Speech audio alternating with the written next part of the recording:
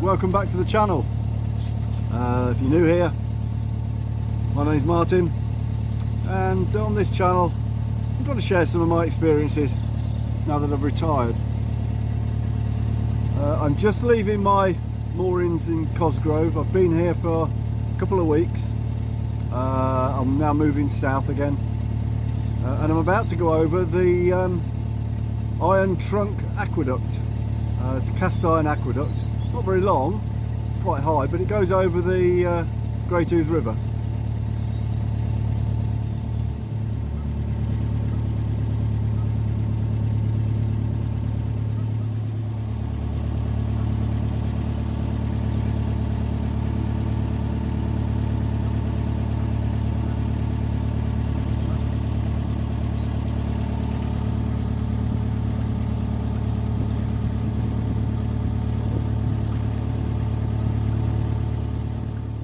The Iron Trunk Aqueduct was built in 1811. It replaced a brick aqueduct that would collapse in 1808. The aqueduct stands around about 11 metres or just below 11 metres above the River Great Ouse. This river and the valley that it sits in is the lowest point on the canal between the Tring and Braunston summits. Prior to the aqueduct, the only way to cross the River Great Ouse or the Great Ouse Valley was a flight of 4 locks to the south and a flight of 5 locks to the north. This caused a lot of water loss from the canal when the locks were in use, and it also required a hazardous crossing of the river during high water. Well, this is the River Great Ouse, and if you remember my cruises down in the east of England, I was on the Great Ouse near St Ives, which is around about 30 to 40 miles away to the east. Which is slightly ironic because the journey for me to get all the way round to here was well over 100 miles. Shame there's not a link. And this is what I think may have been a horse tunnel. And I say that because it's about the right size for a horse, as long as it keeps its head ducked. But yeah, it's an odd structure. It disappears from one side of the canal to the other. So I'm not sure that it was actually used for canal horses, but I don't really know.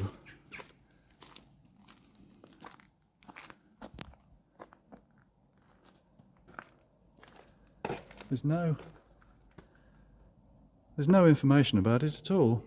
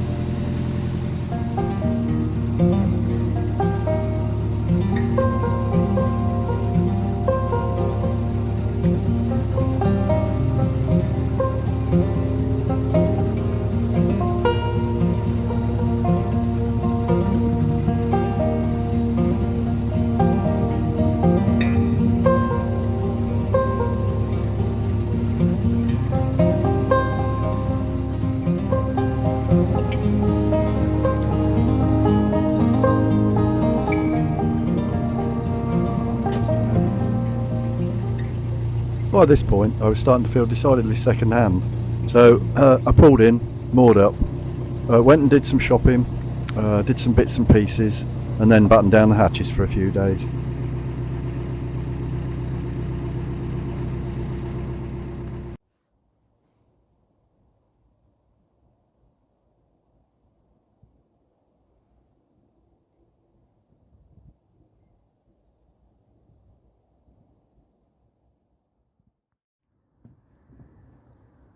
Right, hello.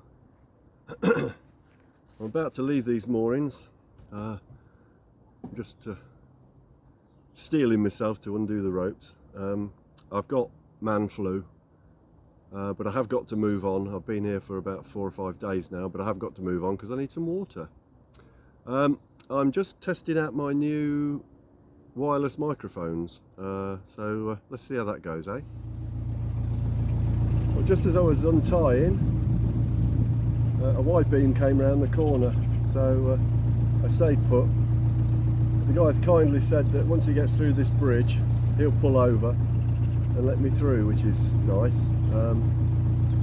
He said I'll be going a lot quicker than he is. I mean, I'm in no great rush, and I'm not that far to go, but, well, I've not that far to go to get water. Where I end up mooring is another matter, but anyway, he's going to let me go by, which is nice. Well, that was nice of him. I did have to pull over again because I'd forgotten to take the chimney off, which was a bit of a schoolboy error. But hey ho, we're on the way now. In reality, I haven't got to go very far, so not to get the water, to find a mooring, it might be a bit further, but we'll see. We'll see.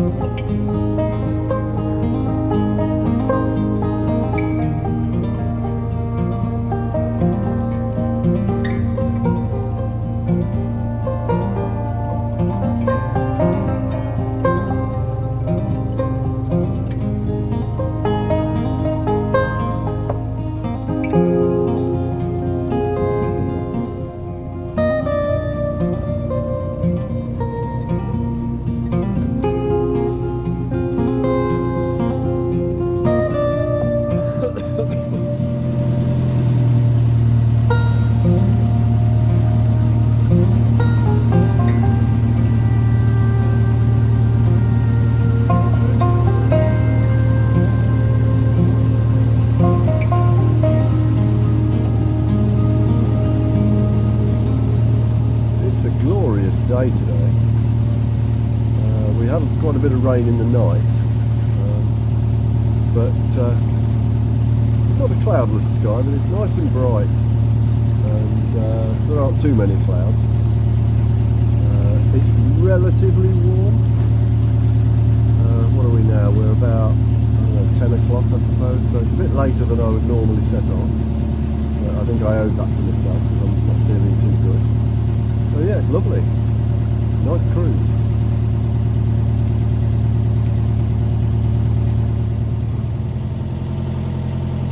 I had a lot of varying comments about Milton Keynes, but if you can look through these trees, there's some beautiful walks.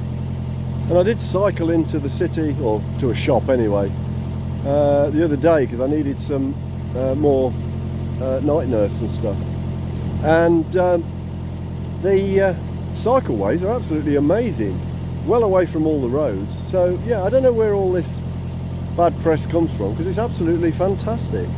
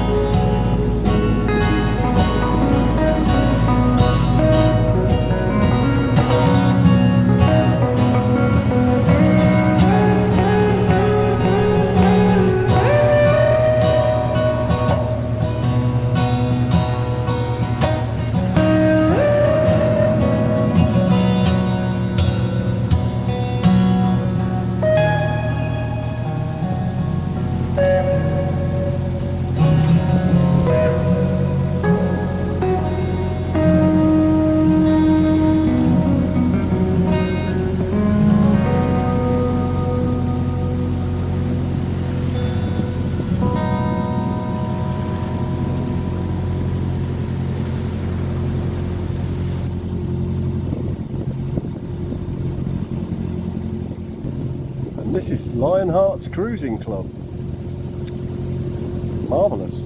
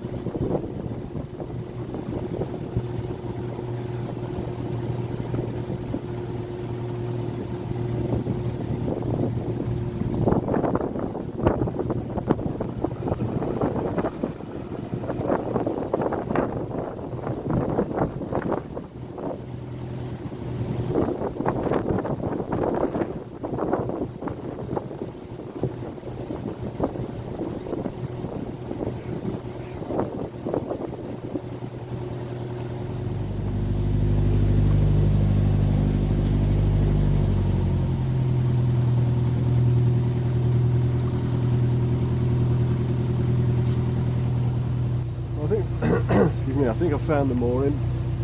There's quite a few trees, but I think this will do, even if just for the night. I think I've got something around my propeller as well. I just have to go down the weed hole.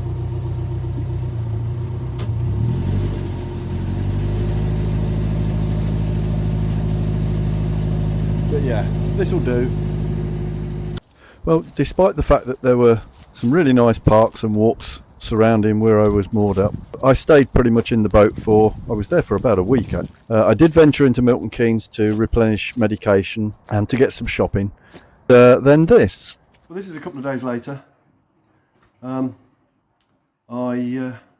discovered that there's a laundrette about, well, less than a mile away from the boat anyway, and I needed to do some washing. Because I've been a bit struggling with this horrible cold flu thing.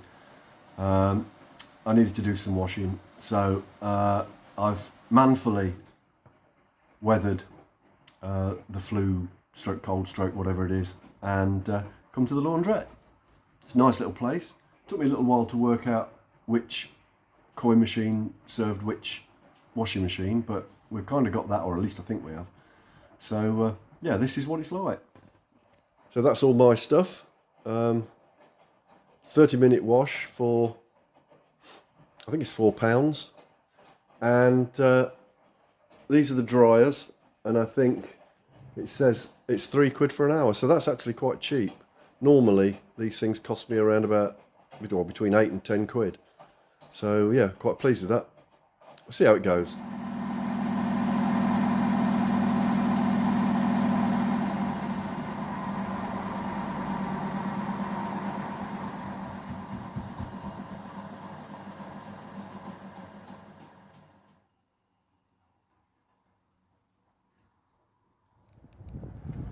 Hello, me again. Not sure who you were expecting, but anyway, yeah. This migration south is becoming a bit of an epic. I'm not sure if I mentioned, but the plan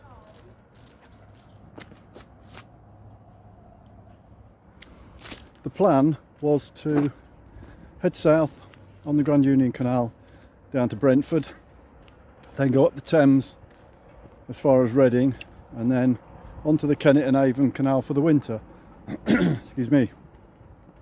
For about the last 2 weeks, the River Thames has been showing red alerts for a strong stream, which is basically Environment Agency's language for a fast flowing river, which isn't really a safe place to be.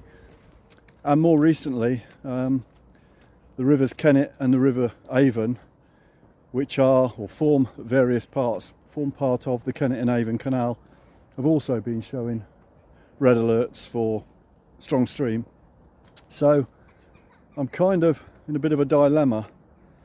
With the weather we've been having for the last, well, while anyway, it doesn't look as if the rain is going to ease up, which means the rivers are going to continue in that state for quite a while. And even if they do drop down to amber or yellow, it may only be for a couple of days, so I could find myself stuck on the River Thames for weeks and weeks on end and not being able to move. So I think what I'm going to do,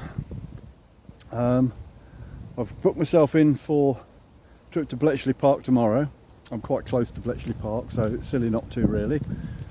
Then I'm going to head south, and I'm going to possibly go along the Aylesbury arm of the Grand Union Canal. But I want to make to a place called Cow Roast. Cow Roast sounds to me to be one of those places that you have to visit at least once in your life. Anything with a name like Cow Roast, it's got to be worth a visit, hasn't it? So that's what I'm going to do. I'm going to head down there and then quite possibly, well, at some point anyway, decide, turn around, head all the way back to Braunston and then go down the Oxford Canal to Oxford, by which time the Thames may have settled down, may not. But anyway, I'm going to head that way and see what happens. So yeah, the southerly migration has been or will be curtailed, and plans have changed. But hey ho, that's the way it goes.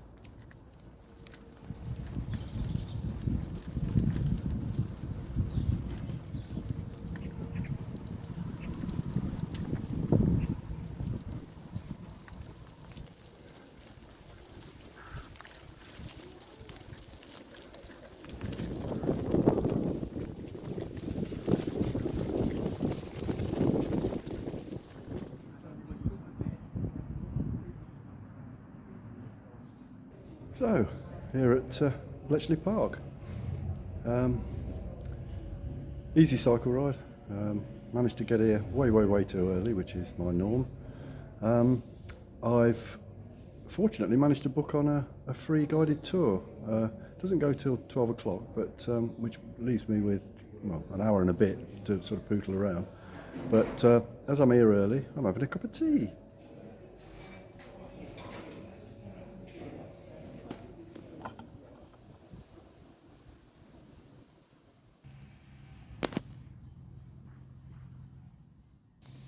Now, I'm not going to say too much about Bletchley Park, because quite frankly, I simply wouldn't be able to do it justice.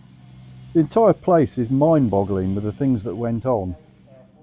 And for me, simply coming to terms with the story was hard enough.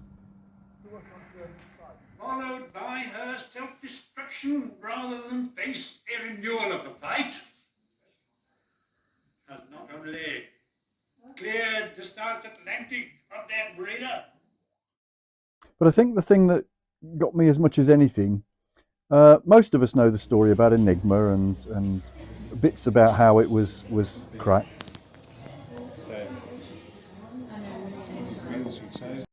By August 1945, there were 211 bombs in the UK.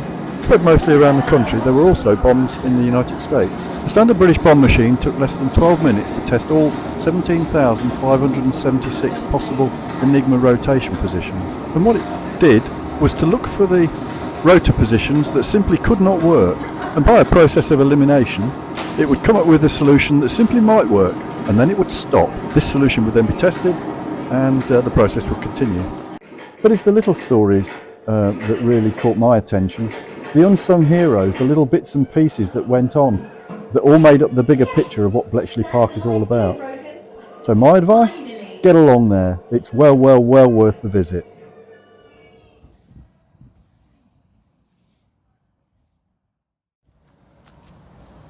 Okay then, well, if you made it this far, thank you very much, and thanks for watching. If you aren't already, please subscribe to the channel, It all helps. And if you want to know what happens in cow roast, then click on the notification bell. And if you think this has been worthwhile, give us a thumbs up. Okay, till next time then, see ya.